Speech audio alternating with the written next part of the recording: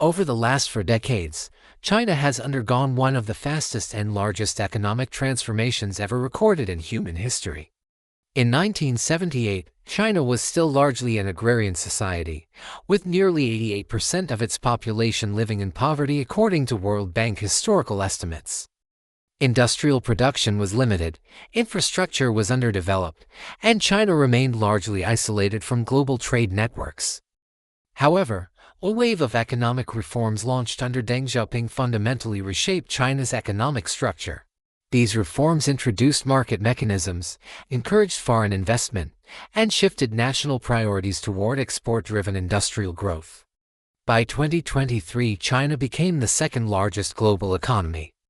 It lifted over 800 million people out of extreme poverty as per the World Bank report. It became the largest global exporter. It produces over 28% of global manufacturing output. China's development success created an entirely new economic challenge: how to sustain growth once domestic infrastructure and manufacturing capacity reach saturation. What happens when the world's largest manufacturing machine produces more goods than its domestic market can absorb? And could solving this challenge reshape the global economy itself? China's modernization strategy focused heavily on infrastructure-led growth. Often described by economists as one of the most aggressive infrastructure expansions ever attempted by a developing country, China built over 40,000 kilometers of high-speed rail, the largest network globally. More than 160 civilian airports. The world's busiest cargo ports, including Shanghai and Ningbo Zhoushan. Over 5 million kilometers of highways and expressways. This infrastructure drastically lowered transportation costs within China and improved supply chain efficiency. China moved more than 600 million people from rural regions into cities between 1980 and 2020.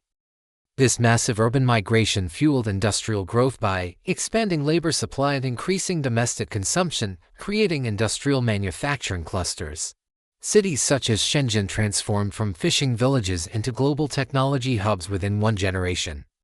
China is now the world leader in solar panel production, the largest investor in renewable energy, the global leader in 5G rollout and digital payment ecosystems. China's domestic development produced enormous industrial capacity, meaning factories, engineering firms, construction companies, and state-owned enterprises had unmatched building expertise. But what happens when a country builds more infrastructure than it domestically needs? Could exporting infrastructure become the next stage of economic expansion? In 2013, Chinese President Xi Jinping announced a global development strategy known as the Belt and Road Initiative (BRI). The initiative revives the historical Silk Road trade routes that connected China with Europe, the Middle East, and Africa for over 2,000 years. BRI has two major components. One, the Silk Road Economic Belt land transportation networks connecting China to Central Asia, Russia, Eastern and Western Europe, Middle Eastern trade corridors. Second, the Maritime Silk Road sea-based trade routes connecting Southeast Asia, South Asia, East Africa, and Mediterranean Europe. Together, these corridors form the largest international infrastructure project in modern history. Why would China invest trillions building infrastructure outside its own borders? China produces massive quantities of steel, cement, machinery, and engineering services. Domestic demand alone cannot sustain this scale. By financing infrastructure overseas, China keeps industrial sectors operating, creates foreign demand for Chinese construction companies, expands global supply chains centered around Chinese production. The BRI aims to reduce global transportation costs by improving rail cargo transport between Asia and Europe, deep-water ports for maritime shipping, oil and gas pipelines for energy security, cross-border logistics hubs. World Bank research suggests BRI transportation projects could reduce travel times by up to 12% and reduce trade costs by as much as 7%. BRI strengthens China's partnerships across developing economies by offering infrastructure financing, technical expertise, construction partnerships, trade integration opportunities. To support financing, China helped establish the Asian Infrastructure Investment Bank, Silk Road Fund, China Development Bank lending programs. These institutions collectively finance Infrastructure projects across Asia, Africa, and Europe. Which countries benefit the most from China's new Silk Road? And how does this reshape regional power dynamics? Countries like Kazakhstan serve as major rail transit hubs connecting China to Europe. Rail freight between China and Europe increased dramatically after railway corridors were built. Central Asia also provides China access to energy resources including natural gas and minerals. CPEC connects Western China to Pakistan's Gwadar port through highways, railways, and energy pipelines. Benefits include power plants reducing electricity shortages, industrial zones creating employment, port access providing China direct Indian Ocean trade routes. China financed the Mombasa-Nairobi standard gauge railway in Kenya, reducing cargo transport times significantly. Similar projects exist across Ethiopia, Tanzania, and Nigeria, supporting industrial growth and regional trade integration. China-Europe rail links now transport electronics, machinery, and consumer goods across Eurasia in under 20 days, faster than maritime shipping. Could these trade corridors create a new global economic map centered around Eurasia? According to international research institutions, over 140 countries have signed cooperation agreements, more than $1 trillion invested in infrastructure projects. BRI corridors affect over 65% of global population. World Bank simulations suggest participating nations could experience increased foreign investment inflows, improved logistics performance, stronger regional economic integration. But is the new Silk Road purely economic, or is it shaping future global leadership?